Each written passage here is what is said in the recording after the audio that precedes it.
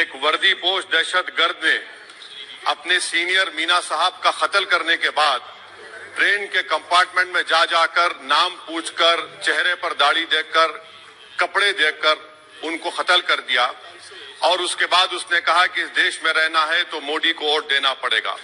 میں حکومت سے جاننا چاہوں گا کہ کیا یہ اکثریتی طبقے کی ایکسٹریمزم اور ریڈیکلائزیشن کی بہترین مثال نہیں ہے؟ اور اگر ہے تو پھر حکومت اس پر کیا کرے گی؟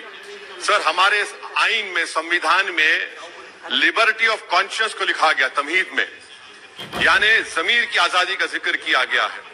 میں حکومت سے اور خاص طور سے وزیر اعظم سے جاننا چاہتا ہوں کہ کہاں گیا اس حکومت کا ضمیر، کانشیس جس کو انگریزی میں کہتے ہیں، جب نو میں 750 عمارتوں کو بغیر ڈیو پروسیس فالو کیے ان کے عمارتوں کو منہدم کر دیا گیا، اور اس لیے کہ وہ مسلمان تھے، پورے کے پورے لیگل تھے۔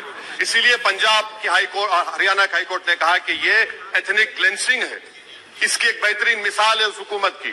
تیسری ہے کہ اس ملک میں ایک نفرت کا ماحول، بلکہ ایک آتش کو پیدا کر دیا گیا، مسلمانوں کے خلاف نفرت کا ماحول۔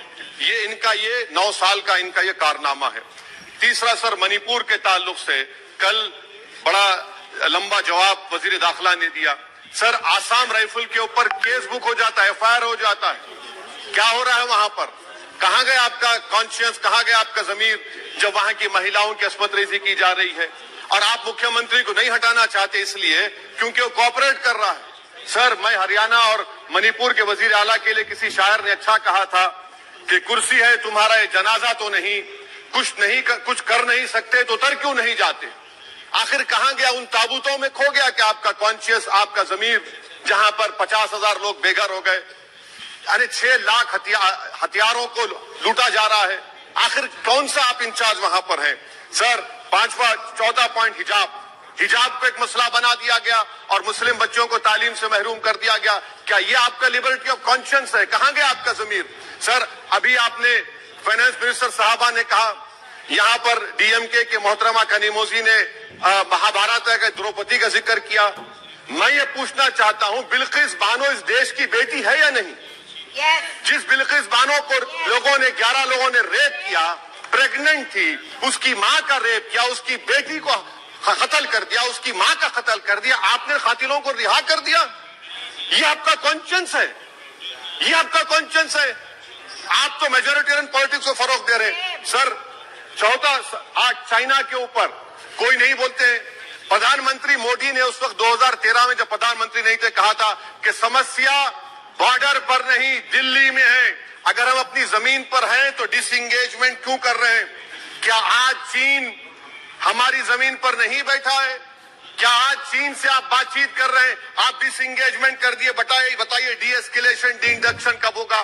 میں آپ کے ذریعے سے حکومت کو بتا رہا ہوں کہ اگر پردھان منتری نے احمد آباد میں شی جن پنگ کو بلا کر جھولا جھلایا تھا، کیا ہوا؟ کیا نتیجہ نکلا اس کا؟ چنئی دکھایا، کیا نتیجہ نکلا؟ سر، اس لیے چین پر بولیے، چین کو کھاڑ کر پھینکیے۔ سر، اور ایک پوائنٹ جس پر میں مخالف تائید میں کھڑا ہوں، ہائی انفلیشن ہے اس ملک میں، ہائی ان امپلائمنٹ ہے، اسٹیگنیٹنگ کنزمپشن ہے، اس کی وجہ سے مہیلاؤں میں ہائی اینیمیا لیڈ کر رہا ہے، یہ حکومت اس کی ذمہ دار ہے۔ سر، کلبھوشن جادو کہاں ہے؟ پاکستان میں بیٹھا ہے، آپ کیوں نہیں لے کے آتے؟ آپ وشو گرو کہتے ہیں، کلبھوشن جادو کو بھول گئے آپ؟ قطر میں 8 نیوی آفیسر 1 سال سے جیل میں ہیں، آپ نہیں لا سکے ان کو۔ سر، اور ایک چیز، 1991 کا پلیسز آف ورشپ ایکٹ اس ایوان میں پاس کیا گیا تھا کہ تاریخ کے زخموں کو نہیں کھریدا جائے گا، آپ کھرود رہے ہیں ان کو۔ میں آپ کو انتباہ دے رہا ہوں، وارن کر رہا ہوں، اس ملک کو 90 کے دہے میں مت لے کر جائیے۔ 91 کا ایکٹ سپریم کورٹ میں جواب دیجئے کہ آپ کی حکومت 91 پلیس اوورشپ ایکٹ کی قائم ہے، اس پر قائم رہے گی۔ You C C, sir, us you سی سی کا فارمولا کیا ہے؟ ایک ملک میں ایک مذہب، ایک کلچر، ایک زبان، یہ تو ڈکٹیٹروں کا فارمولا ہے۔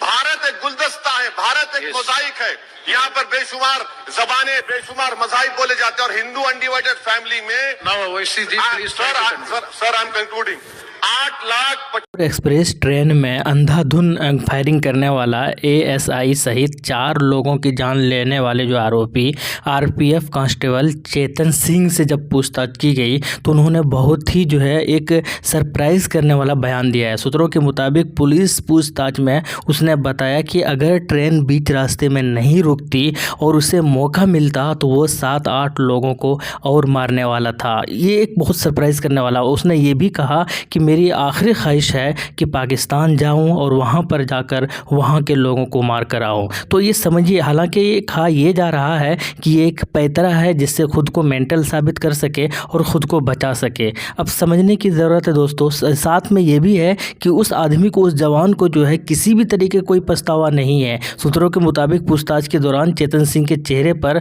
उसके किए का कुछ भी अफसोस नज़र नहीं आ रहा है और ना ही कोई पछतावा है। सूत्रों के मुताबिक घटना में मृत यात्री सैयद सैफुद्दीन के साथी यात्री जफर खान के बयान के आधार पर इनके खिलाफ जो है आईपी की धारा 363 और 341 और 342 के तहत मुकदमा दर्ज किया गया है। तो अब समझिए किस तरीके का मेंटली जो है ये लोग, क्या दिमाग में जो है जहर भरा हुआ है दोस्तों। इसका कौन जिम्मेदार है ये समझने की ज़रूरत है, ये सोचने की ज़रूरत है। और अगर सही माने में वो मेंटल है तो फिर उसको ये कैसे पता कि कौन किस कास्ट का है, कौन क्या है, कि क्या बोलना चाहिए क्या नहीं बोलना चाहिए, और उसके हाथ में फिर बंदूक किसने थमाया, ये भी सोचने वाली बात है।